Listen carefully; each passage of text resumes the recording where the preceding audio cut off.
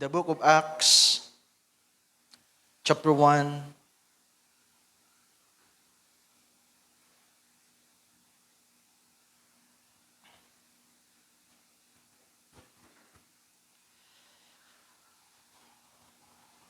Sabi sa verse 1, let us go to Bible reading, mga kapatid. Mahabahabang mga talata ito, from verse 1 to 11. Sabi sa verse 1, the former treatise I have made, O Theophilus, of all that Jesus began both to do and teach, until the day in which he was taken up, after that he, through the Holy Ghost, had given commandments unto the apostles whom he had chosen, to whom also he showed himself alive after his passion by many infallible proofs, being seen of them 40 days, and speaking of the things pertaining to the kingdom of God. And being assembled together with them, commanded them that they should not depart from Jerusalem, but wait for the promise of the Father, which, says he, ye have heard of me. For John truly baptized with water, but ye shall be baptized with the Holy Ghost not many days hence. When they therefore were come together, they asked of him, saying, Lord, wilt thou at this time restore again the kingdom of Israel?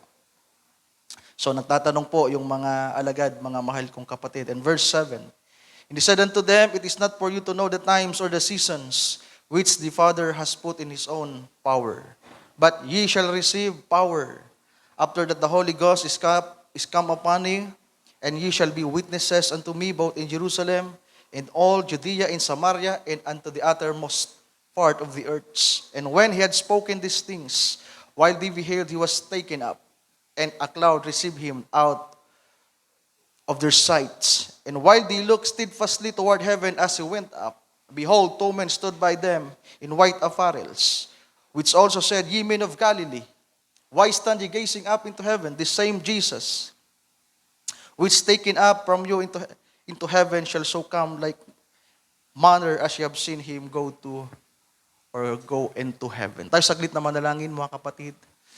Hallelujah. We give you thanks, Lord. We give you glory. We continue giving you praise, Lord. Sa pagbabasa namin ng iyong mga salita, Panginoon, namamangha kami at nagagalak ang aming mga puso, sapagkat may pangako para sa amin na iyong inilaan. And I pray, Lord, sariwain mo po ito mismo sa aming mga puso at kaisipan sa gabing ito upang muling higit pang mag-umalab ang aming pagnanasa na paglingkuran ka, Panginoon, at manindigan at manatili sa iyo. Higit pang lumago ang aming pag-ibig sa iyo, Panginoong Diyos, at higit pang lumawak, hallelujah, dumakila ang aming pananampalataya sa iyo at ang aming pag-asa, Panginoon. Lord, make us worthy to receive thy word. Ikaw pong patuloy na mangusap sa aming kalagitnaan. Speak to us sa pamamagitan ng iyong lingkod na iyong pinaging dapat, Panginoon, at iyong itinayo sa kalagitnaan ng iyong mga banal sa gabing ito. At ang lahat ay aking pinagkakatiwala sa iyo, Panginoon, at aking pong dalangin ito sa mo, hinihiling sa iyo pong dakila at banal na pangalan. It is only in the mighty name of you, our Lord and Savior, Jesus Christ. Everybody says Amen. Amen and amen. You may be seated, mga kapatid. Hallelujah. So ang paksa ko po sa gabing ito ay papamagatan natin na the certainty of the promise coming of the Lord Jesus. So medyo mahaba po yung title natin. The certainty of the promise coming of the Lord Jesus Christ. Ang katiyakan ng pangakong muling pagbabalik ng ating Panginoong Hesukristo. Ulitin ko, mga mahal kong kapatid, ang katiyakan, ang certainty, mga mahal kong kapatid, ay may mga kahulugan din itong confidence, conviction. Ibig sabihin, ito ay napaka-personal. Hindi lang ito basta paniniwala na may pangako na muling pagbabalik, kundi ito ay personal na pagkaunawa, personal na nadarama, naiintindihan ng isang tao. It is your personal conviction and confidence. Gaano ito katotoo? Ang alin? The promise. Marami pong mga tao sa banal na kasulatan, mga kapatid, ang ipinahayag ng mga sumulat na maraming mga tao ang hindi maniniwala. Darating ang panahon na maraming tutuya patungkol sa pangakong ito ng ating Panginoon na muling pagbabalik. At alam ko na ang mga taong ito na tutuya ay ang mga hindi mananampalataya. Those who are ignorant of the word and of the will of God, mga kapatid. Kahit man ang ating Panginoon ay nagbigay ng mga talinghaga, na sa mga talinghaga ng ating Panginoon, referring sa kanyang muling pagparito, maraming mga magbabaliwala nito. Yung mga ginawang example ng Panginoon ay kagaya ito na naghihintay na yung iba ay nanakit, ng bugbog, naglasing, di ba? Na sinasabi nila, hindi pa babalik, matagal pang babalik ang Panginoon. Kaya they begin to knock down their brethren, to hurt their brethren. Ibig sabihin, hindi nila ginusto yung brotherly kindness and the agapaw, which is the God's love, mga mahal kong kapatid. Maraming mga tao ang tatalikod sa pananampalataya, maraming tao ang manlalamig. At sana ay hindi tayo masumpungan sa bahaging yon. Kundi bagkus pa, mga mahal kong kapatid, masumpungan tayo sa isang bahagi na ang ating mga paningin ay nakatuon sa pangako ng Panginoon na muling pagbabalik. Yan ang pinakalundo ng ating paglilingkod. We are patiently waiting for the Lord. Na kung paano ang ating Panginoon ay matyagang nagtitiis din po at naghihintay ng takdang araw na yan, ay nawa tayo rin naman ay huwag makaligtaan ang pangakong ito. Na kahit gaano tayo kaabala sa mga bagay na ating ginagawa, o anumang mga bagay na ating pinaplano sa buhay na ito, ay hindi maialis sa atin o maiwala sa atin. Hallelujah. Ang katiyakang ito, ang katotohanan ito, na ang Panginoon ay muling babalik. So kahit man ako ay natutuwa ako na ito'y ipinalala ng Panginoon sa akin, hindi lang to basta knowledge, mga kapatid, hindi lang to basta doctrines. Kinakailangan ito ay maging personal sa'yo. Malimit na po natin itong marinig, malimit na po natin itong maituro about the coming of the Lord, pero ibang bagay po kapag naging personal.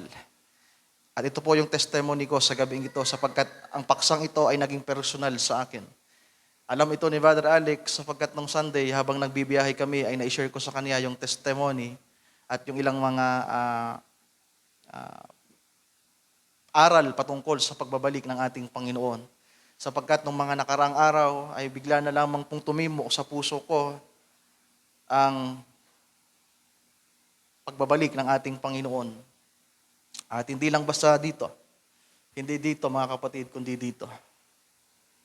Naging personal. Kumbaga matagal ko nang ipinapangaral ito pero kakaiba. Actually, ito rin po yung sinasabi ko pa nung mga nakarang linggo or buwan na yata na about sa 3 years. Na nung ako ay may madiagnose na mayroong sakit sa puso, ang ilang mga dalubhasa na aking nakikita at nagsasabi na ang sakit ko daw ay, yung iba alam na to, na nasishare ko na to sa kanila, na it's either makasurvive ako sa 3 years or in 3 years. God knows, mga kapatid, ang Diyos lang ang nakakaalam. Pero ako bilang tao, minsan naiisip ko na gusto ko pang mabuhay ng matagal para makita ko na lumaki ang aking mga anak. At makita sila na makapanatili sa ministry, mga kapatid. Pero merong isang bagay na mas mahalaga sa atin. At yan ay ang muling pagbabalik ng ating Panginoong Jesucristo. At napakapalad ng mga tao na mararanasan ito. So, yung topic natin, the certainty of the promise coming of the Lord Jesus Christ. Ang katiyakan. At tatalakay tayo ng ilang mga mahalagang bahagi sa banal na kasulatan, mga kapatid, para makita natin. Ito'y simple lang, pero napakahalaga po nito, mga kapatid. At natutuwa ako sa Panginoon dahil lang ito ay maging personal sa akin. Nang ibalik ako ng Panginoon sa book of Acts, what a relief, what a comfort, what a joy, mga kapatid. Tingnan natin sa KJV. Sister Marian, may gusto akong ipakita sa inyo na talagang nagpagalak sa aking puso. Tinatalakay natin ang baptism of the Holy Ghost. Sa KJV tayo, sa e-sword natin. Natila po ba sa ilan marahil ay it is a long process pa at a difficult process because of the sanctification process. Natila po ba napakahirap talikuran ng ating sarili to deny ourselves? Then, maranasan ang pangakong bautismo ng Espiritu Santo. Pero napaganda po sa Book of Acts, mga kapatid, sapagkat kakaiba po ang aklat ng mga gawa. Ang aklat po ng mga gawa ay kakaiba ito, sapagkat ito ay patungkol mismo sa mga mananampalataya sa church, sa bride ng ating Panginoon. Ang Book of Matthew, Mark, Luke, and John ay general. May kinalaman ito sa whole program ng Panginoong Diyos. Pero ang Book of Acts, this is the beginning of the church, mga kapatid. Kaya nga Book of Acts, sapagkat ipinakita diyan na dito nagpasimula ang gawa ng mga Kristiyano, ng mga mananampalataya. Tingnan niyo po ang beginning ng Book of Acts sa KJV. The promise of the Holy Spirit. At pagkatapos, kung atras tayo, bago sa pagtatapos ng verse 5, atras mo, Sister Meraan, ang sunod ay the ascension. So, ano ibig sabihin ng the ascension, mga mahal kong kapatid? Pag-akyat. Di ba? May napagandang bagay na ipinapakita dito na merong pangakong Espiritu Santo at may pangakong muling pagbabalik ng Panginoon. At sa pagbabalik niya na yan, hallelujah, ay merong mga aakyat. Pero sino-sino sila ng mga aakyat, mga kapatid, sasalubong sa Panginoon sa alapaap? Sila nakaranas, tingnan niyo po ang dulo ng verse 5, baptized with the Holy Ghost. Amen. Pero ang kagandahan, mga mahal kong kapatid, sapagkat ito ay pangako. Pag sinabi pong pangako, given ito. Ibibigay ito ng Panginoon sa mga nakatalagang pinangakuan. Amen. You will receive this promise sapagkat ang pangakong ito ay magiging susi mo. Hallelujah. Ito yung magiging final na sabihin natin, the complete requirements, hallelujah, para makasama ka sa araw ng pagbabalik ng ating Panginoon. So, napaganda sapagkat ang hinihintay natin na bautismo ng Espiritu Santo ay pangako. Sabi sa verse 4, wait for the promise of the Father, which says, He have heard of me. So yung waiting na yan, bagamat ang mga alagad ay naranasan na yan, pero sa atin ay sariwa muli ang verse na yan. Wait for the promise. Kinakailangang maging tiyak tayo sa pangakong ito and let us wait for this promise. At anuman ang mangyari, mga kapatid, anuman ang mangyari, mananatili tayong nangahawakan na may pangako ang Panginoon. Sapagkat nung ang mga alagad ay naghihintay sa panahon na yan, they are in persecution. Mga kapatid, nagpapasimula po ang pag-uusig sa mga mananampalataya noon, pero malinaw sa kanila ang pangako. And for 10 days, sa loob ng 10 araw, they waited for the promise. And thank God, tapat ang Panginoon sa kanyang pangako. At pagdating sa mga sumunod na talata, another promise, mga kapatid. Tingnan niyo po ang mga sumunod na talata. Sa verse 6 tayo. Men and brethren, okay. I'm sorry. Verse 6. When they therefore were come together, they asked of him, saying, Lord, wilt thou at this time restore again the kingdom to Israel? So malinaw po sa mga apostol na merong paghahari ang ating Panginoon at mananauli ang kaharian ng Israel. At ito ay may kinalaman sa propesiya na mula sa ugat ni David ay merong maghahari magpakailanman. At merong kaharian na magpawalang hanggan, mga kapatid. At ito yung tinutukoy ng mga apostol. Pero sabi ng Panginoon, it is not for you to know the times or the season, which the Father has put in His own power. Hindi para sa inyo ang pagkaalam ng mga panahon. Tagalogin nga natin, Sir Mary Ann. I-click mo yung verse 7. I-click mo. Yeah, para pag in-English mo, andyan ka pa rin. At sinabi niya sa kanila, hindi ukol sa inyo ang pagkaalam ng mga panahon. Yan ay years. O ng mga bahagi ng panahon, kung yan ay seasons ang tinutukoy dyan, kung yan ay winter, di ba? Kung summer. Pero alam natin na merong mga talinghaga ang ating Panginoon, mga mahal kong kapatid, na nagpapakita na may mga taong makakaalam nito. Hindi ukol sa kanila sapagkat ukol ito sa iba. Dahil kung sinabi niya ng Panginoon, mga kapatid, nasa pagpapasimula pa lang sila ng spiritual kingdom at sasabihin ng Panginoon, 2,000 years pa mahigit bago ko babalik at maghahari. Ano kaya ang iisipin ng mga disciples? Ano ang maiisip nila, Lord? Ang tagal pa pala. Hindi nila ibibigay ang lahat, mga kapatid.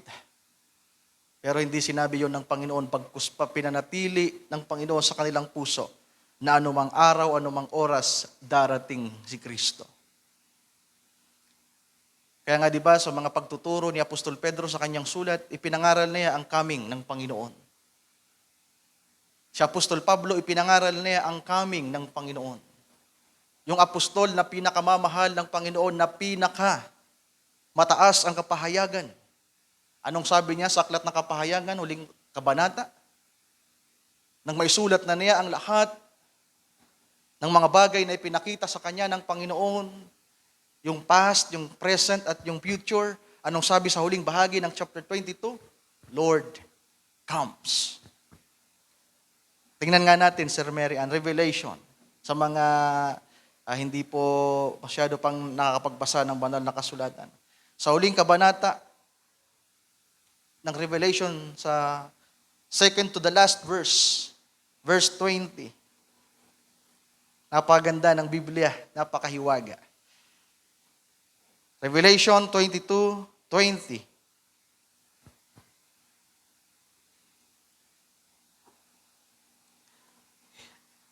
Sabi nung nagpapasulat kay John the Beloved, which is the Lord, He which testified these things says, doon tayo sa doon lang tayo, Sister Mirang, hanggat maaari.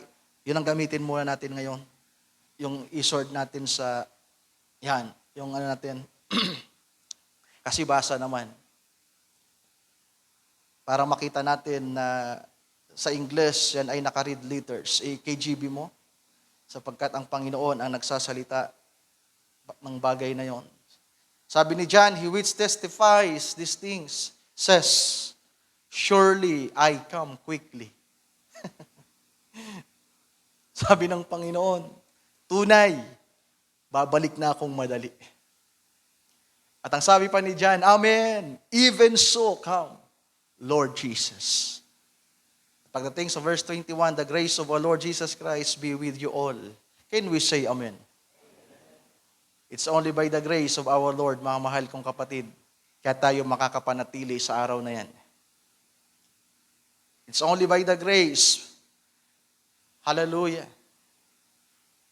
Kaya tingnan niyo, mga mahal kong kapatid, sa pagpapasimula ng iglesia, yung desire nila na makapiling na ang Panginoon sa kanyang paghahari. Ang tanong ni Pedro, paghahari ng Panginoon. Di ba? Gusto na nilang makasama ang Panginoong Jesucristo sa kanyang paghahari. At ang mga taong ito ay nabuhay sa mga unang panahon sa pagpapasimula ng iglesia. At tayo ngayon, mga mahal kong kapatid, ay nabubuhay sa huling mga araw na ang kalendaryo na ginagamit natin, anuman yung kalendaryo na meron tayo from BC to AD, yan po ay legit. Yan ay certain. Yan ay binabakapan ng scripture at ng history. Na bagamat merong kunting sabihin natin discrepancies dahil sa talaan ng mga araw ng pag-inog ng earth, dahil nga ito ay tilt na tagilid na, yung dating perpektong pag-inog nito na 30 days a month ay naging sobra na, naging may 28, may 31, may 30. Yung dating 360 lamang dapat, naging 364 inihap. Sapagkat perpekto ito sa pasimula. Pero nang magbigay ng talaan ng mga panahon, from BC to AD, mga mahal kong kapatid, hindi man ito accurate, pero may bagay na pinapakita. Dahil pinasimulan nila ang bilangan ng taon, at ito ay back up ng scripture at ng history sa panahon na magkaroon ng tao. They have recorded the floods, the Exodus, di ba? Yan ay mga totoong kaganapan sa balat ng lupa. And we believe that. Amen. We are certain for the things, mga mahal kong kapatid, na merong creation. God created Adam. Then, after 2,000 years, take note for this. From Adam, then after 2,000 years, mga mahal kong kapatid, what happened? Sino nakakaalala ng ating pagtuturo? Dahil ang sabi ng prophet, even the history, every 2,000 years may nangyayari. And that's history and scriptural, mga kapatid. The first 2,000 years since Adam ay pagitan nino? Ni Enoch, ni Noah, at ni Abraham. At ang 2,000 years, mga mahal kong kapatid, ay tumapad po yan sa panahon ni Noah at ni Abraham. Sa ano meron sa panahon ni Noah? Well, bago si Noah, doon si Enoch, may rapture na naganap. Tama po ba? Bagamat wala pa yun sa 2,000 years. Sa panahon ni Noah, nung nabubuhay siya, naganap po ang dilubyo, yung flood. 1,000,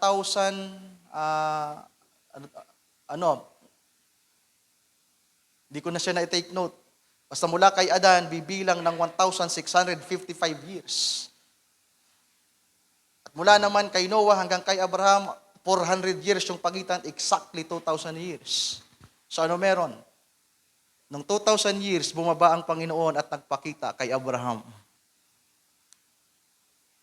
At ano sabi doon? Ililingid ko ba ang aking lihim? Di ba? Merong retribulation doon, merong Sodom and Gomorrah. Sapagkat pagkatapos na i-reveal ng Panginoon ang kanyang hiwaga, ang kanyang sikreto kay Abraham, ang sunod na ginawa ng Panginoon ay tinupok niya ang Sodoma at Gomorrah. At anong sabi ng ating Panginoon sa kanyang mga pagpapahayag nung andito siya sa ibabaw ng lupa 2,000 taon na nakalipas, as it was in the days of Noah and Sodom and Gomorrah, so shall it be in the days of the coming of the Son of Man. Katingnan niyo ang panahon natin, mga mahal kong kapatid. We are in Sodom and Gomorrah now. Di ba, malimit na natin itong binabanggit. Pero tingnan nyo gaano kainit ngayon ang mga bakla. Kilala nyo ba si Rendon?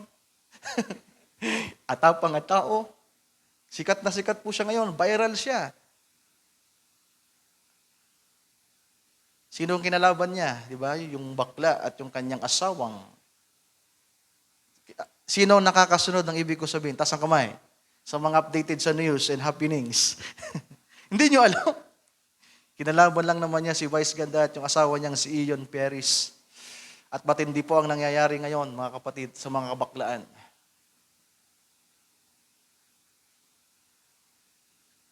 At isa pa sa maugong ngayon ay yung mag-inang yung na-convert na six-bomb dancer na si Icy na naging born again at yung naging anak niya na tawag doon parang nagpakatotoo or nag-expose na dahil ang naging anak ng dancer na ito ay bakla din. So, it is a news. Current events po ito na ipinapakita sa atin kung anong panahon ng ating kinabubuhayan. I hope masundan nyo, mga mahal kong kapatid. So after 2,000 years from Adan, andon si Abraham. Then mula naman po kay Abraham, actually, kung mula kay Abraham plus 1,000, di ba? Di magiging 3,000 years, yan ay papatak na 3,000 BC, before Christ. Bago ang tinatawag na after 2,000 years, after 1,000 years muna tayo. Sino nakakaalam anong sumunod do sa Abraham period? Tama, King David's. 1,000 taon para sa panahon ni David ng mga hari. That's millennial kingdom typology. Then another 1,000 years, mga kapatid, ang kasunod ay ang pagbabalik ng ating Panginoong Jesucristo. Ang pagdating ng ating Panginoon, which is the first coming.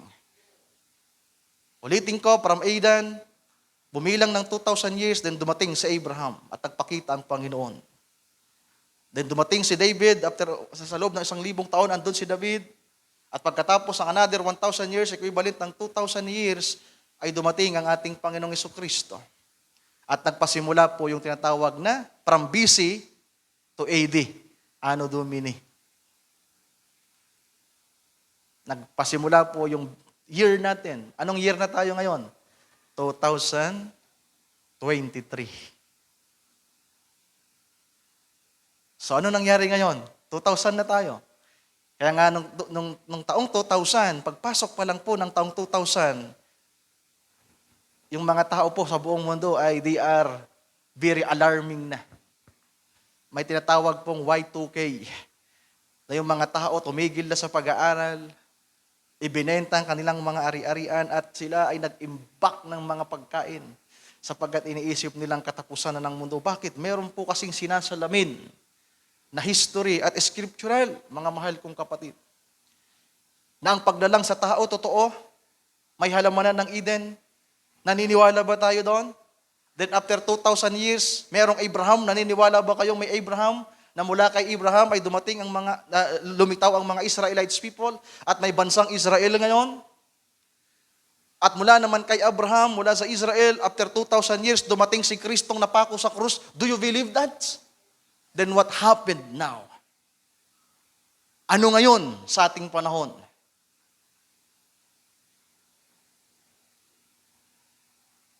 Meron po tayong tiyak na hinihintay. At ang tiyak nating hinihintay, mga mahal kong kapatid, I do believe with all my heart. Hindi ako magbibigay ng taon. Malapit na. Hayaan ang mga talatang binabasa natin ay maging salamin lamang. Maging what if. Nabago na po yung pananaw ko sa salitang what if. Si Brother Ding kasi galing to sa kanya, yung kaisipan na nabaon ko din. Nasabi ni Brother Ding, huwag kang mangangaral ng what if. Kasi dapat tiyak ka sa sinasabi mo. Pero alam nyo ba, if you are waiting, kapag naghihintay ka, may what if dyan. And even the Lord Jesus taught us ng what if. Gusto nyo ng patunay? Di ko na lang babasahin. Sabi ng Panginoon, baka dumating siya ng evening or maybe at midnight, or maybe at cock crowing. That's what if.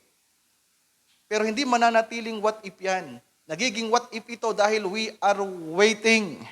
Pero habang palapit ng palapit, yung what if natin ay magiging tiyak ito. Can we say amen to that, mga mahal kong kapatid? Kaya nga yung iba, yung what if nila ganito ang what if nila. Yung ibang mga end time message, even the denomination, yung what if nila ganito. Gusto niyong marinig? Yung what if nila, what if mag-rapture mamaya? What if mag-rapture bukas? Handa ka ba? Kung nandun kayo sa ibang end time message, ganyan po yung what if nila. Nung nakaraang mga taon, may what if 2019. Di ba? Walang masama sa what if. Wag lang itong hindi lang itong maging extreme na tutuldukan mo. Pwede tayong magkamali, mga mahal kong kapatid, sapagkat tao tayo. We are finite, pero isang bagay na ipinapakita ng banal na kasulatan, dapat lagi tayong handa. Lalong-lalo na po kapag pinag-usapan ang pagbabalik ng ating Panginoong Jesucristo. Hallelujah. So, ang sabi ng pag-aaral ng salita ng Panginoon, mga mahal kong kapatid, kung gusto nating malaman, ito alam na natin ito sa mga matagal lang Kristiyano, matagal lang nandito sapagkat ito'y matagal ko na pong itinuturo, pero may mga baguhan tayo. Andito si Ate Jen, may bisita tayo, even si Kuya Ninoy, hindi pa yata ito narinig na pinangaral ko dito, liban na lang, pinakinggan niya sa live, sapagkat iprenits ko to nung mga panahong nagdaan pa. Or kung meron man ay may counting idea, even si Jeremy marahil, si Jolan, dahil hindi ito active dati, si Isay, at may bisita tayo. At ang sabi ng kasulatan, mga mahal kong kapatid, kung gusto nating malaman ang panahon nating kinabubuhayan, ang babantayan natin ay ang Israel. Sabi ng ating Panginoon, kung gusto nating makita ang panahon nating kinabubuhayan, ang orasan natin ay ang Israel. Wala tayong ibang titingnan. Isa sa pinakatitingnan natin, hindi lamang yung current events, hindi yung mga gera na yan, yung mga rumors of wars, hindi yung mga tsunamis, earthquake, famines, tribulations. Ang isa sa talagang sabi natin, certain, na pwedeng maging orasan natin at batayan natin ng pagbabalik ng ating Panginoong Jesucristo, kung gaano ito kalapit, gaano pa ito katagal, gaano ito katotoo, ay ang bansang Israel, mga mahal kong kapatid. Diba alam naman natin ang history ng Israel? Ang dumating ang ating Panginoong Jesucristo, meron po bang Israel? When Jesus came in the first coming, meron po bang bansang Israel? Pero merong mga Israelites people. Merong doon, yung Israel po kasi ay nagkawatak-watak sila. Ang naroon ay ang Kingdom of Judah. Pero still, ito ay kinikilala birang mga Israeli, mga kapatid. In general, they are all Israel. Bakit? Ang kanilang tatay ay si Israel. Merong Israel noon, mga Israelites people. Merong mga bayan ng Israel. Di ba? Yung Judah, andun yung Judah, at andun yung ilang mga lugar na naging makasaysayan dahil naging bahagi sa buhay ng ating Panginoon nang siya'y magkatawang tao, ang Bethlehem, kung saan siya ipinanganak, ang Nazareth, ang Galilea, di ba? At lahat ng yan ay nandoon sa Middle East, mga mahal kong kapatid. At ang mga taong ito ay nandoon, ang Jerusalem ay nandoon. At ito ang capital ng Israel ng panahong yon, mga mahal kong kapatid. Pero noong 70 AD, alam natin kung ano yung nangyari. Naganap yung hula sa Daniel, chapter 9, verse 24 to 27, na merong darating na prinsipe para wasakin, diba, ang syudad.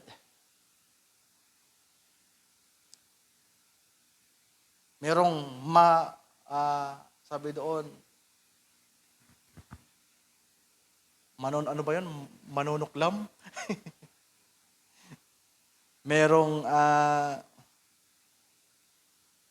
tingnan nga natin yung word na ginamit doon, yung antichrist ito. Daniel chapter 9.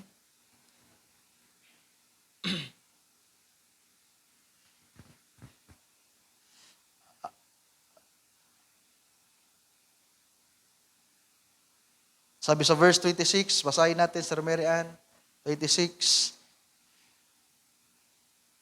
Babasahin lang natin to, mga kapatid. And after 62 weeks shall Messiah be cut off. Yan ay yung pagpatay sa ating Panginoon, yung pagpako sa krus sa Kanya, noong 33 AD. But not for himself and the people of the prince that shall come shall destroy the city in the sanctuary, yung templo. So kailan yan naganap, mga mahal kong kapatid, sa Israel? Noong 70 AD. Sapagkat si General Titus, yung general ng Roma, ay pumunta sa Jerusalem at sinunog ang buong syudad at pinagpapatay lahat. Dinakaw ang mga kayamanan, pati po yung mga kasangkapan doon sa templo. At yung templo, the second temple na pinagawa ni Solomon, na renovate ni Herodes, ay sinira nila. Kaya ang mga Israel po ngayon, the Israeli people ngayon, naghihintay sila ng rebuilding ng ikatlong templo. At nakahanda na rin po sila. Ang mga priest ay nakahanda na, lahat ng mga kasangkapan ay nakahanda na, ang budget ng pagpapatayo ng templo ay nakahanda na, ang hinihintay na lang, ang nakakaulang na lang, ay yung lupa na titirikan. Nasabi dito sa verse 27, and he shall confirm the covenant with many for 1 week. And in the midst of the oblation to see, and in the midst of the week he shall cause the sacrifice in the oblation to cease, and for the overspreading of the abomination. Tagalogin natin yung abomination na yan. Yan yung gusto kong kuning salita. Tagalogin mo, Sir Mary Ann. Kasuklam-suklam. Sa pakpak ng mga kasuklam-suklam ay paruroon ang isang maninira. So, mangyayari pa yan sa future, sa panahon ng 7 years, mga kapatid. So, nais ko pong bumasa ng talata sa Mateo chapter 24. Ito ay pagre-review natin. Verse 32.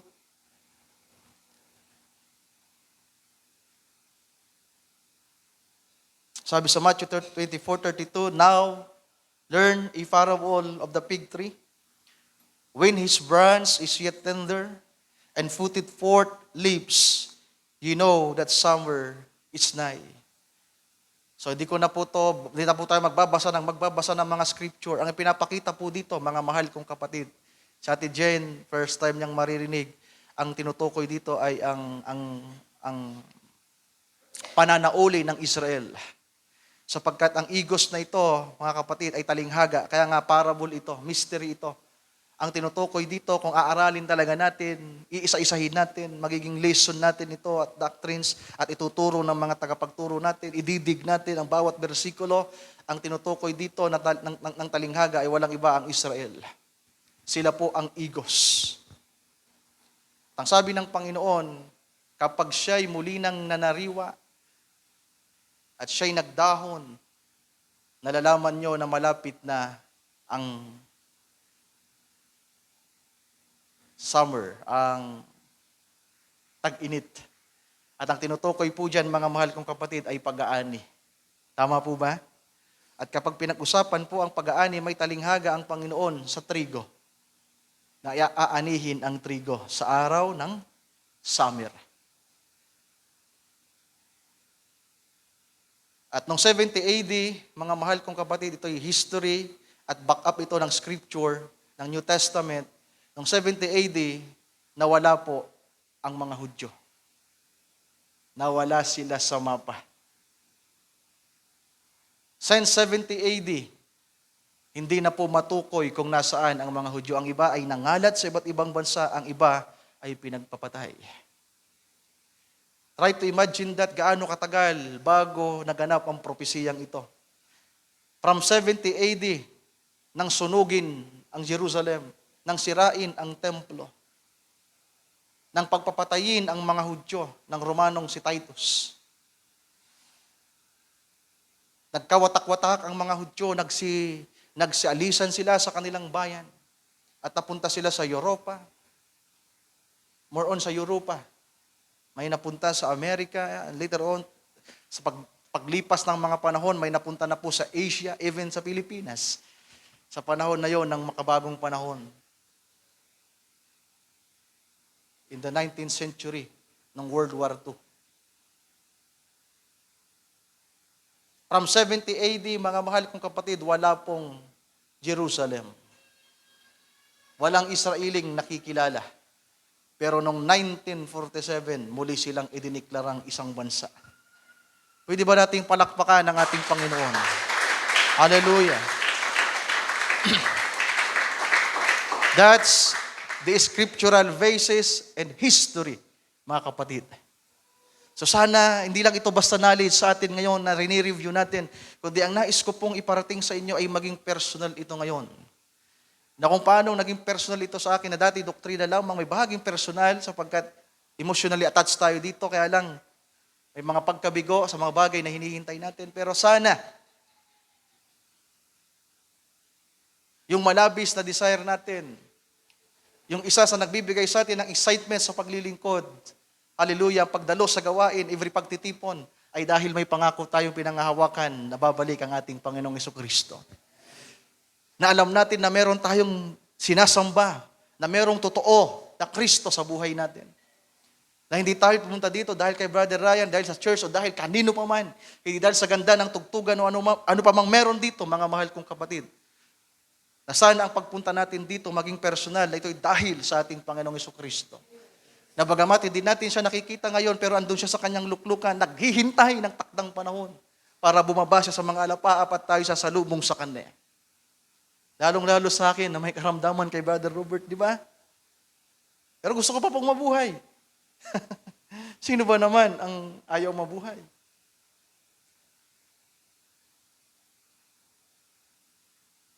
Actually, ang totoo, ako may sakit ako, pero ang isang dahilan kung bakit gusto ko mabuhay, dahil sa mga anak ko. I want to be honest with you. Talaga ang sentro ng puso ko, lagi ang mga anak ko. Di ko alam kung bakit. Hindi si Matit, hindi ang church. Ang nasa puso ko kapag iniisip ko may sakit ako, at kinakausap ko na sila patungkol sa kamatayan. Hindi ako takot mamatay, mga kapatid. Pero kapag yung mga anak ko na yung naiisip ko, gusto ko pang mabuhay. Pero ito, ipinaalala ng Panginoon sa akin.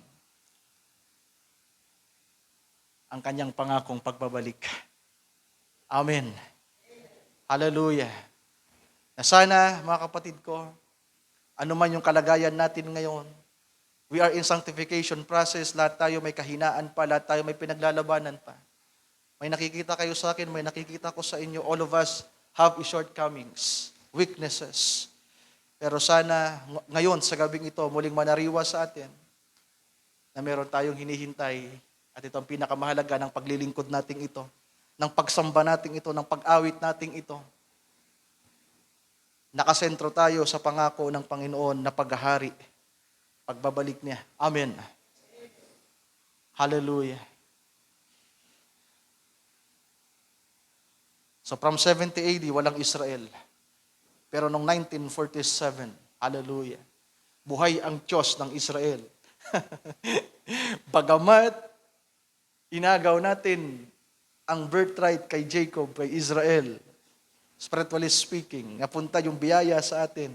Pero ang kaibahan, ito binubulay ko mga mahal kong kapatid .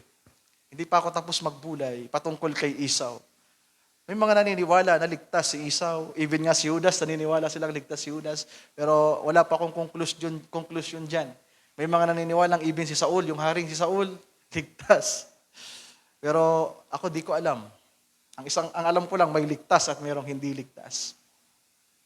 Pero pag pinag-usapan kasi sa spiritual, yung nagwalang halaga sa birthright, ligtas pa rin. Kaya mayroong bahagi sa pagbubulay ko na kumusta kaya si Esau? Wala namang sinabi ang Biblia na hindi siya ligtas. Ipinakitang mayroon siyang naging kasalanan. Paano kung yung kasalanan niya ay kasama sa tinubos ni Kristo? Who knows? Hindi ko alam at hindi natin alam. Pero pag pinag-usapan kasi ang spiritual birthrights, yung nagwalang halaga sa birthright, which is ang bansang Israel, ay ililigtas pa rin ng Panginoon. Di ba? So, hindi natin alam kung anong kalagayan ni Esau. Kayo, masaya ba kayo na makita si Esau doon? Ako, feeling ko masaya ako kasi what a grace, Esau. Kain mo yun, nandito ka. Ikaw pala si Esau. Oh, napakabuti ng Diyos sa'yo.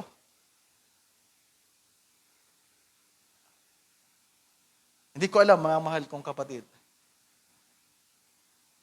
Pero sa spiritual na birthright, ang Israel ay bansang pinakamamahal ng Panginoon. Bayan na kanyang pinili.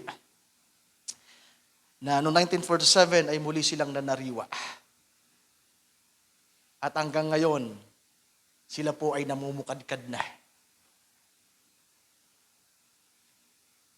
Yung Israel na tumanggi sa Panginoon, na nagpapako sa Kanya, ay Israel ngayon na unti-unting nanunumbalik at nakikilala si Kristo. At isang araw, lahat ng mga Hudyo ay mamimit at makikilala muli si Jesus. Kung babalikan natin yung Book of Acts, pero diyan ka na lang, Sir Mary Ann, ano meron sa Book of Acts? Habang nakatingala yung mga apostol na tinitingnan ng Panginoon na umaakyat sa langit, merong dalawang nakaputing nagpakita. Kaya sa panahon ng muling pagbabalik ng biyaya ng Diyos sa Israel, merong dalawang lingkod na gagamitin para sa kanila, na muling tatayo para sa kanila. The spirit of Moses and the spirit of Elijah. Katingnan nyo yung Book of Acts chapter 1. Merong napagandang shadow, mga mahal kong kapatid. Promise of the Holy Spirit. Then ascension, ibig sabihin rapture. Sino yung sinampol na rapture dyan? The Lord Jesus. Umakyat siya sa langit. Di ba? Basahin nga natin sa Sir Mary Ann. Tingnan mo. Habang umakyat ang ating Panginoon sa verse 11. Sabi diyan, verse 11, verse 10, and while they looked steadfastly toward heaven as he went up. So, may mga taong hindi naniniwala sa rapture. Sad to say. At nakakalungkot ito para sa kanila. Napaka-ignorante nila sa Biblia, mga kapatid.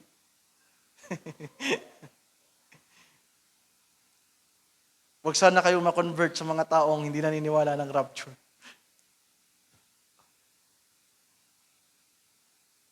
Ang ating Panginoon na quote up. Rapture means quote up. Sabi diyan, He went up. At pagkatapos ng ang ating Panginoon ay nandun na sa taas. Maya-maya, doon sa tagiliran ng mga apostol, merong dalawang lalaking nakatayo, nakatabi nila. Sabi diyan sa verse 11, which also said, Ye men of Galilee, why stand ye gazing up into heaven? May nagsermon sa kanila. Diba? May nagsermon sa mga Hudyong ito. This same Jesus, which is taken up from you. Sinong kausap niya? The Israeli people. Si Kristong umakyat at umalis sa inyo, na inalis sa inyo, taken up from you into heaven, shall so come in like manner as ye have seen Him go into heaven. Kaya sa araw ng muling pagbabalik ng biyaya ng Diyos sa Israel, mga mahal kong kapatid, sa Revelation chapter 11, ipinakita na mayroong dalawang lalaki na tatayo para sa bansang Israel. Amen. At ito ay sa espiritu ni Elias at ni Moses. So, kung meron tayong dapat tingnan at bantayan na yung Israel, mga kapatid, ito ay pagre-review lang sa atin, muling pagpapanariwas sa atin. At isa pa sa gusto kong sariwain natin ay ito, at dito tayo magtatapos sa bahaging ito. Ito yung na-share ko kay Brother Alex. Hosea, chapter 6, verse 1 and 2. Ito ay prophecy concerning Israel, mga mahal kong kapatid. At isa ito sa pinaka-legit, pinaka-certain na propesya para sa muling pagbabalik ng ating Panginoong Jesucristo at paghahari. Tingnan niyo po yung nasa taas na bahagi ng title, Israel in Judah are unrepentant. Yan po ang kondisyon nila since then, nang dumating si Jesus. Kaya nga ano yung sermon ni John the Baptist? Repent. Ano yung sermon ng ating Panginoon? Repent. At dahil hindi po sila nag-repent, Acts 2:38, Well, may mga nabautismuhan ng mga Hudyo pero hindi po ang bansang Israel.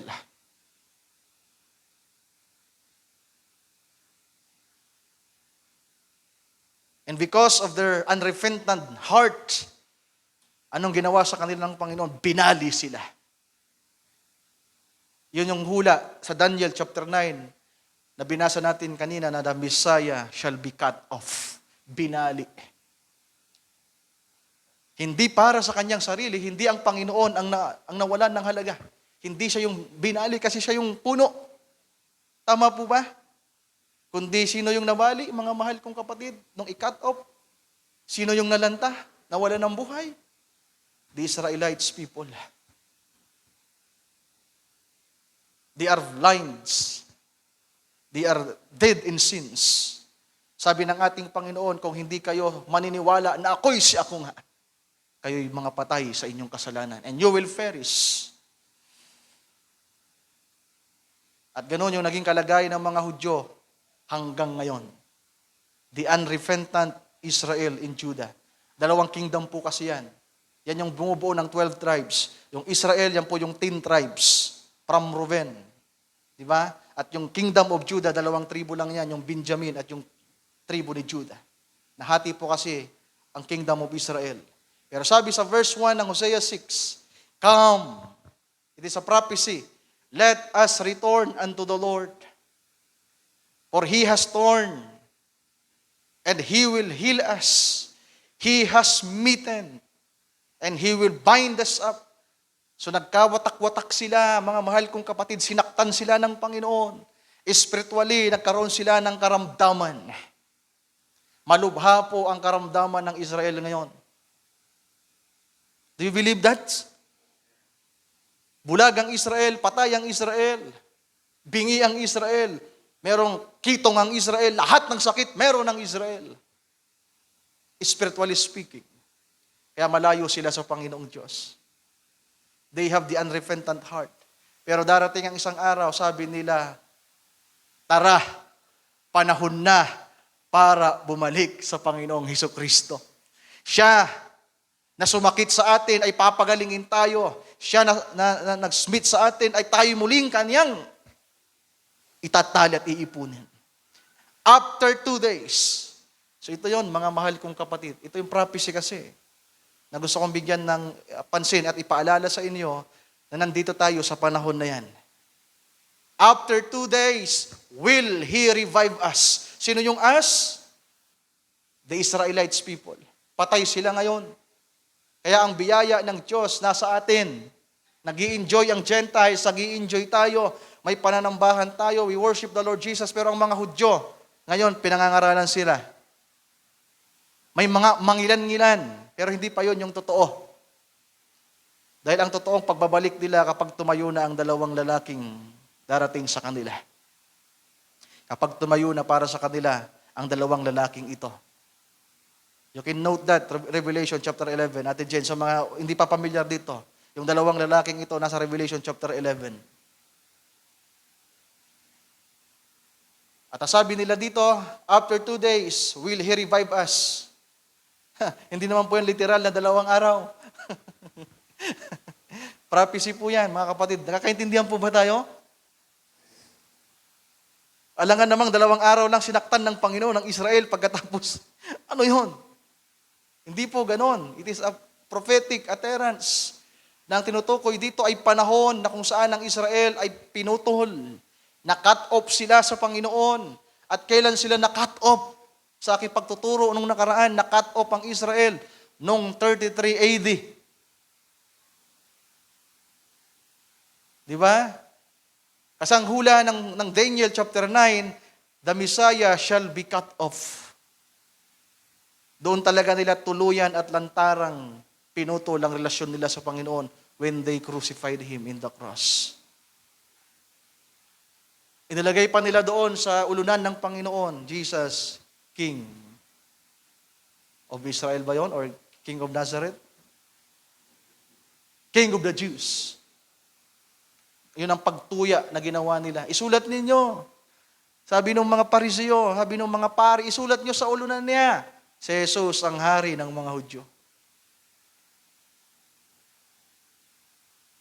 At nung araw na yon, na-cut off sila. 33 AD. Malinaw ba, mga mahal kong kapatid? Na-cut off sila. Ang hiwagang ito, ang mystery ito, review din nyo ulit. In Romans 11, napakalinaw about sa pagkaputol at pagkabali ng Israel. Di ba? Binali sila at merong isinugpong doon sa puno. Sino yung isinugpong? Tayo. Pwede ba nating palakpakan ng ating Panginoon? Hallelujah. I-take note ninyo, napakahalaga po ng chapter na yan sa hinihintay nating pagbabalik ng Panginoon sa misteryong ito. Romans 11. Andyan po yung mystery ng grafting. Marketing or grafting? Grafting. Hiwaga ng puno. Di ba? May punong ipinapakita. Nasabi doon, merong binaling sanga ang Israel at merong sangang isinugpong. Dahil tayo, sabi doon, tayo ay mga ulibong ligaw. Ang mga Israel, sila talaga yung anak. They are the children of the kingdom. Sabi na Apostol Pablo sa Roma, mga kapatid, Roma 9, ang pangako, ang covenant sa kanila, ang kautusan sa kanila, ang pagkilala sa Diyos, ang pagsamba sa Diyos sa kanila.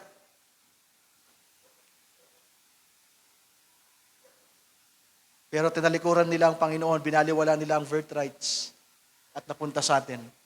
Yung ulibong ligaw, which is the Gentiles, na walang kinikilalang Diyos, pinutol tayo kay Satanas. Di ba? Inalis tayo sa mundo. Thank God for that. Na dating ang buhay natin ay makamundo, makasatanas. Yung Gentile, na walang kinikilalang Diyos, binali ka doon. At salamat, isinugpong ka kay Kristo. Kaya ngayon, meron ng dumadaloy na buhay sa iyo. Naging anak ka ng Diyos. Ang hintil ay naging anak ng Diyos by adoption through our Lord Jesus Christ. Binigyan ng karapatan na maging anak through the adoption. Hallelujah. Na dati mga ligaw, na dati hindi mga anak, na dati hindi bayan, na dati hindi mga kinikilala ng Panginoong Diyos, na ang pagkakilala sa atin ay aso, kaaway, alipin. Pero napakataas ng pagtawag ng ating Panginoon sa atin. Tama po ba? Yung pagtawag na ito, yung tiningnan ni Apostol Pablo. Sabi ni Apostol Pablo sa Philippians chapter 3, I preach toward the mark of the high calling of Jesus Christ. Diba? May napakataas na pagtawag, mga mahal kong kapatid, at ang pagtawag na ito ay ang maging Kristiyano. Ang maging worshiper ng ating Panginoon. Amen. Na dati hindi tayo sumasamba, yung mga ninuno natin, sumasamba sa mga anito at anita. Sun God, Nika. Sorry Lord. Di ba? Naniniwala sila sa Sun God, yung Sun God ng Roma. So mali pala yung mag-idolize kay Lupi. Ginagalingan na sana ako sa kanya pero I found out na mali pala yung mga aral doon.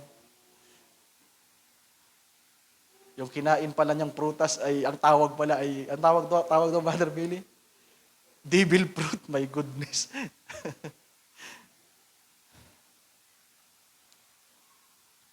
Pero yan ang totoo. May devil fruit talaga. At ito yung gustong-gustong kainin ng mga tao. Tama po ba, mga mahal kong kapatid? Kapag kumain ka ng devil fruit, you have the power in this world. Pero hindi power galing sa Diyos. Pero kapag ang kinain mo ay bunga ng buhay, ang bunga ng punong kahoy ng buhay, you will have the fruits of the Holy Spirit. Love, peace, joy, meekness, suffering, hope. Tama po ba, mga mahal kong kapatid? Pero kapag ang kinakain mo ay bunga ng kaaway, puro pangarap ang naiisip mo. Paano yumaman? Paano maging pogi? Paano maging sikat? Yes. Pero kapag ang nakain mo ay ang bunga ng punong kahoy ng buhay at nakabit ka, di ba? Kay Kristo. Hallelujah. Sana nga ganito ang kondisyon natin, mga kapatid. Na ang umiiral sa ating mga puso. ay ang buhay ni Kristo. Sabi dito sa binabasa natin, yung Israel na pinutol, nahiwalay sa Diyos sa matagal na panahon until now, they are separated. Ang dami na pong nag-try na mag-evangelize sa Israel, even the prophet William Branham. He tried to evangelize, pero pinigilan siya ng Panginoong Jesucristo. Sabi ng Panginoong Diyos, kahit pumunta ka doon, hindi ka nila pakikinggan.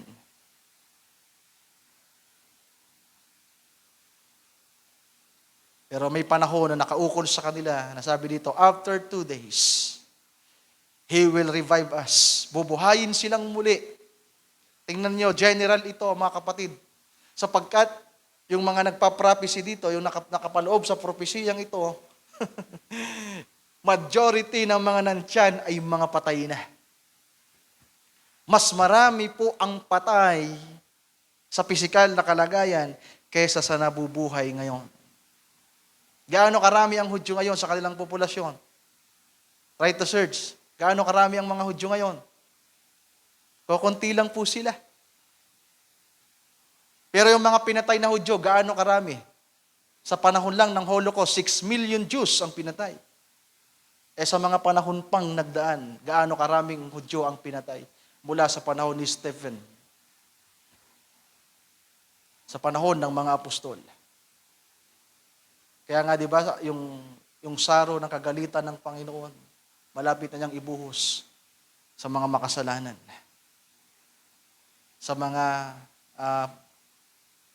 sumakit, pumatay sa kanyang bayan at sa kanyang mga pinili. Pero isang araw, sabi niyan, after 2 days, He will revive us. Bubuhayin silang muli. And in the 3rd day, kasunod lang naman yan. Isa lang naman ibig sabihin yan. Ibang word lang. Tama po ba? After 2 days, 3rd day. In the 3rd day, parang sinasabi mo, makatapos kada 2 aldaw, magbinayadang kita. Pwede mo man sabi yun, ikatlong aldaw, puunguan, magbinayadang kita. Paryo po ba sa aldaw na tinutukoy? Sumagot kayo, mga kapatid. Parehas po ba? Same day po bang tinutukoy? Parehas. Di nakuha yung logic. Halimbawa, ngayon ako magsasabi, after 2 days, anong araw ngayon? Wednesday. After 2 days, ano? After 2 days, anong araw? Diba? Bibilang ka lang naman ng 2 araw. After 2 days. O pag sinabi kong on the 3rd day, bibilang ka din ng 3. Mula ngayon, kasi 3rd day. Pero yung after, may pang isa yon.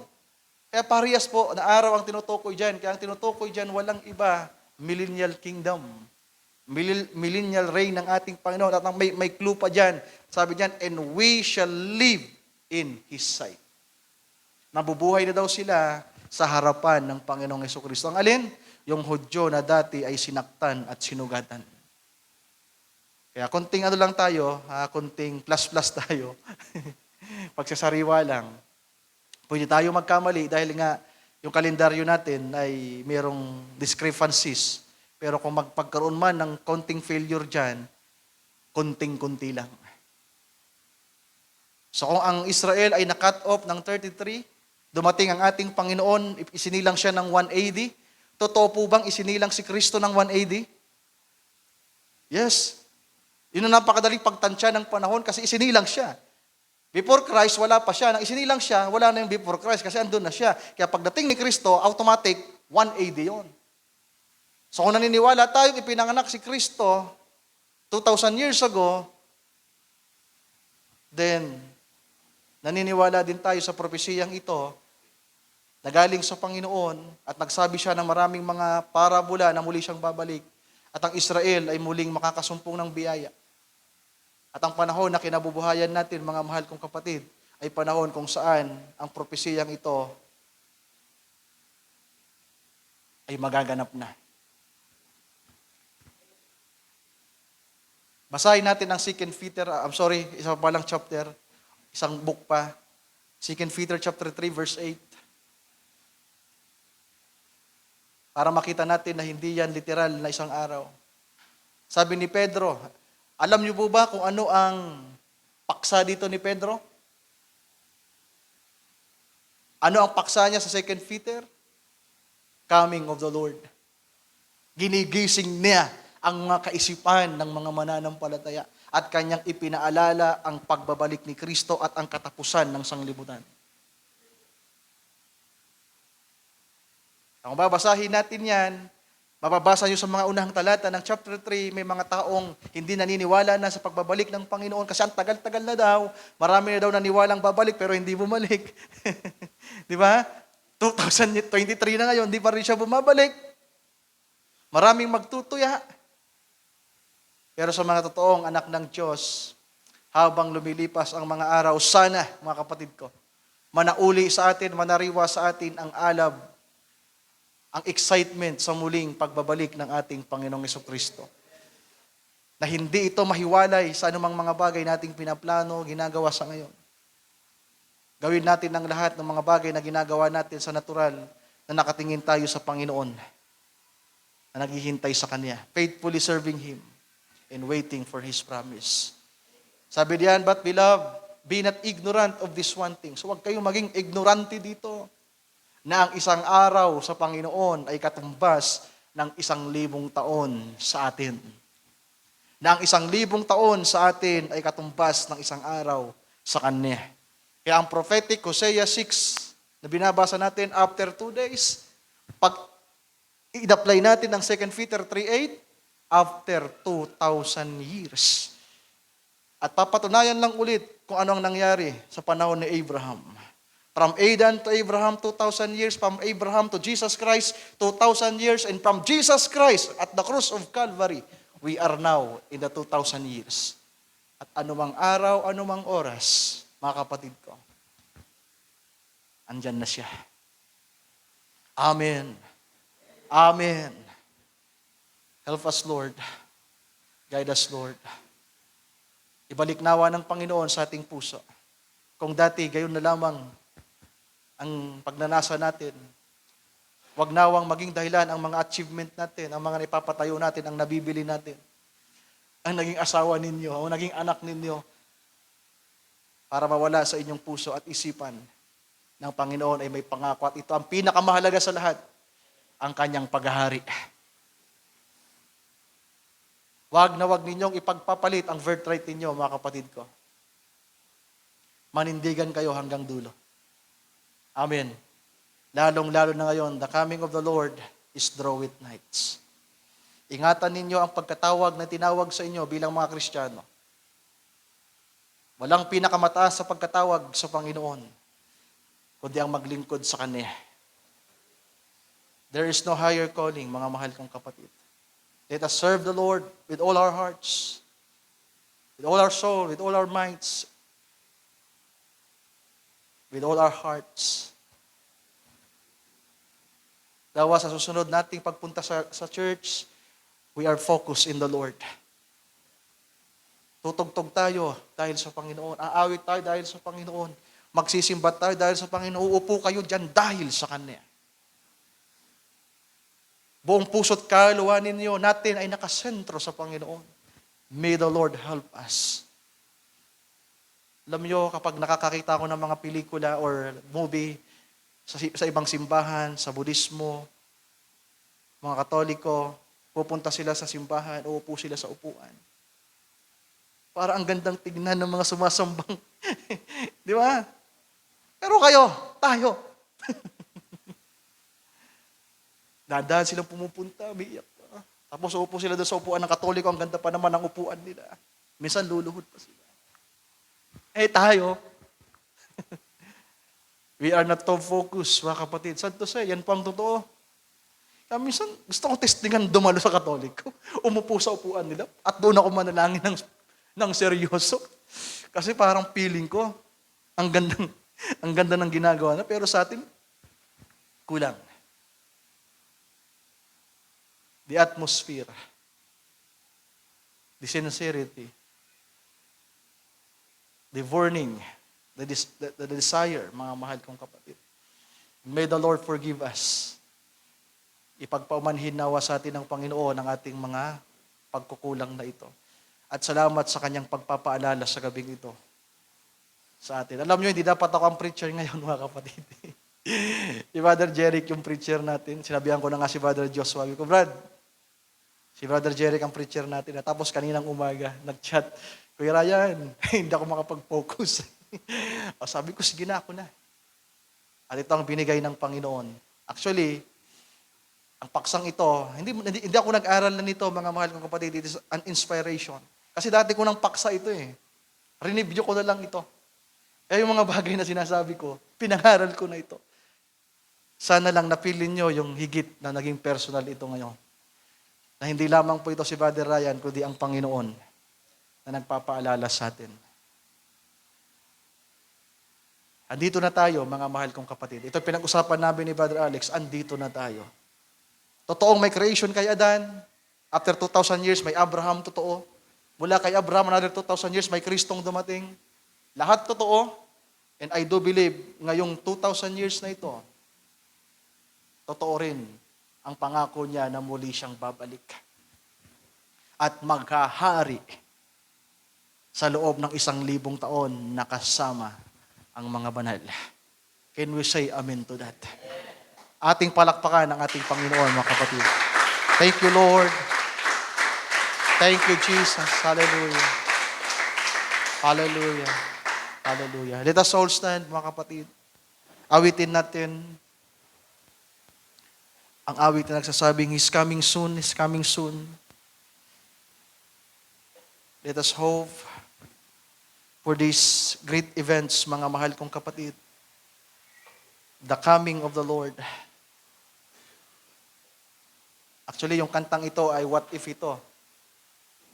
Maybe at noon, or evening, or morning, but we know He's coming soon.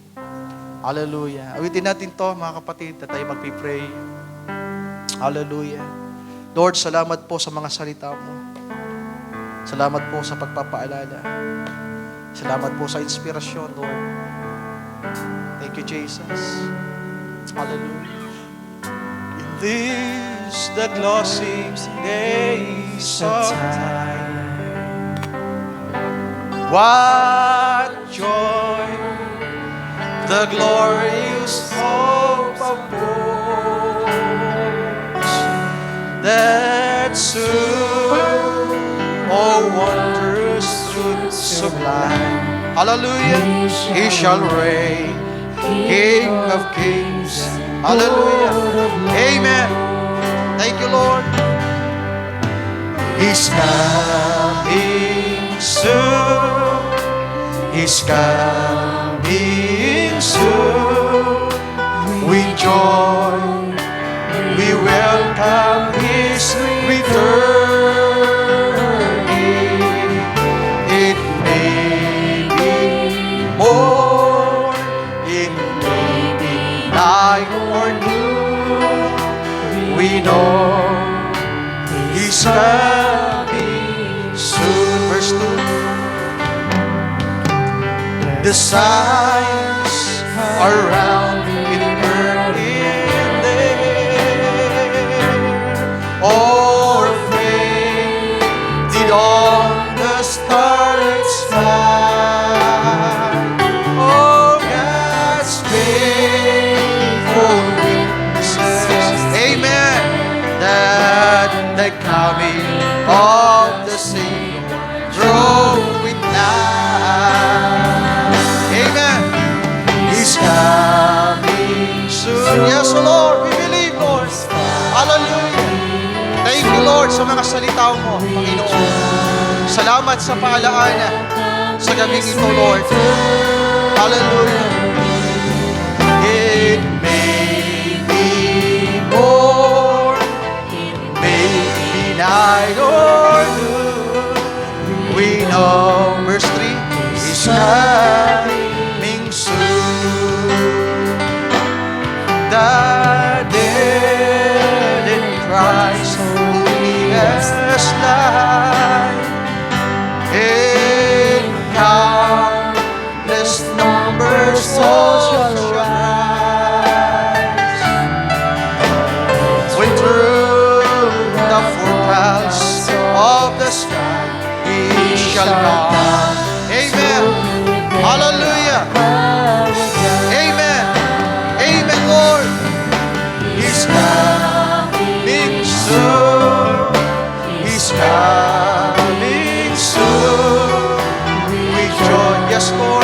granted, Lord. Be granted, Lord. Hallelujah. Sa bawat isa sa amin na merong kagalakan, kasiyahan, Panginoon, sa aming mga puso na naghihintay sa iyo, na may pagkaunawa sa iyong pangako, Panginoon. Last verse. And we who living yet remain. Amen. Hallelujah. For now shall be our faithful Lord. This hope we cherish not in vain, but amen. We comfort one another by His word, by His promise. Hallelujah. He's coming soon. Oh, He's coming very soon. With joy, we welcome His return. It may be morn, it may be night or noon. We know He's for the last time. He's coming soon, mga kapatid. He's coming soon. Lord, salamat sa iyong mga salita na iyong pinaalala sa amin sa gabi nito. Thank you, Lord. Thank you, Jesus. We give you thanks, Lord. We give you praise. We give you glory. Help us, Lord, to remain faithful. Merong desire, Lord, kasiyahan sa aming mga puso sa pangako mo na muling pagbabalik. Yes, Lord. We know He's coming soon. Isa ba kayo sa nakakaalam na malapit nang bumalik ang Panginoon? Isa ba kayo? Hindi man natin alam kung umaga o gabi o hapon o tanghali. It is not for us right now sa mga panahong ito sa kasalukuyan to know the times in the season, the hours, the day. Pero isang bagay lang ang tiyak, mga kapatid. He's coming soon. Let us pray. O aming dakilang Diyos, Panginoon ng aming mga buhay. Truly, Lord, You are our refiner's fire. Dinadalisay mo kami ngayon, Panginoon, sapagkat nais mong maging handa kami sa iyong nalalapit na pagparito. Sa huling aklat ng Old Testament, ipinahayag.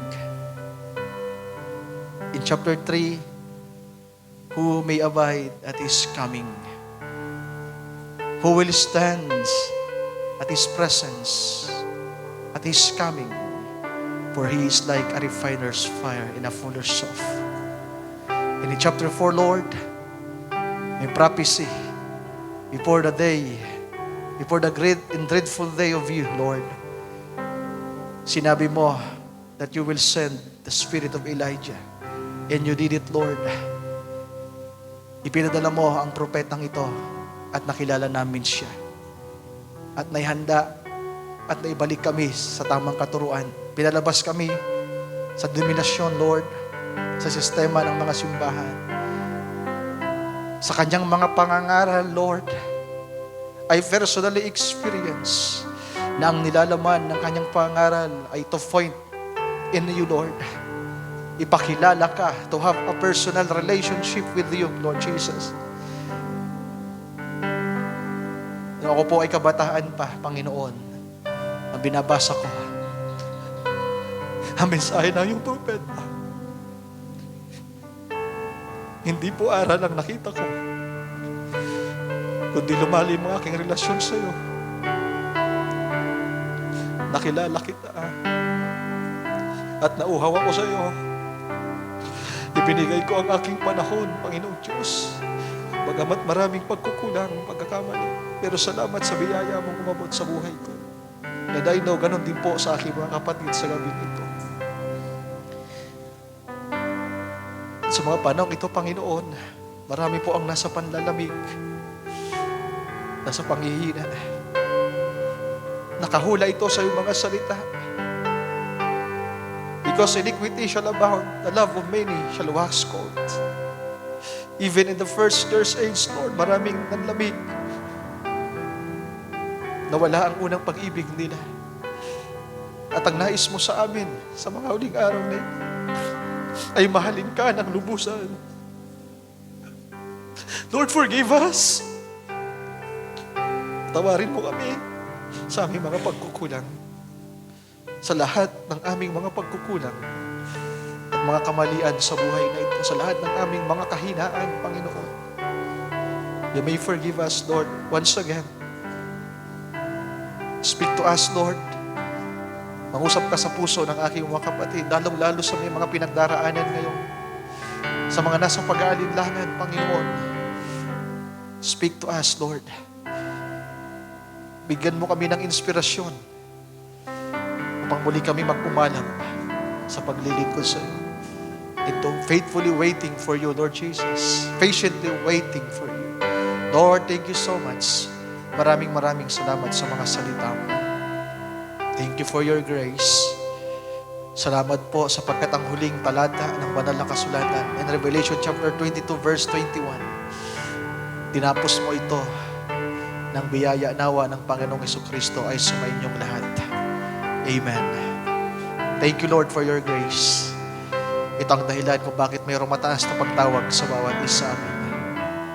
At ito ang dahilan kung bakit kami nandito sa itaas ngayon sa gabing ito, na sumasamba sa iyo, na dumadalangin sa iyo, na nakinig ng iyong salita. Maraming salamat, Panginoon, sa lahat po ng aming pinagdaraanan ngayon, sa lahat ng aming pangangailangan.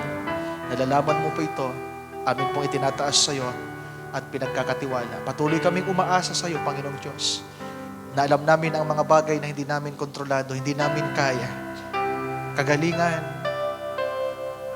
deliverance, paglaya po sa financial problem, relationship problem, weaknesses, Lord, alam namin na kaya mo. Maghihintay kami sa pangako mo, Panginoon. Sa pangako na Espiritu Santo para sa bawat isa amin. Help us, Lord, to endure sa mga panahon ito. We give you thanks, Lord. We give you praise. And we ask all these things in prayer. In the mighty name of you, our Lord and Savior, Jesus Christ. Amen. And amen. Ating palakpakan ng ating Panginoon, mga kapatid.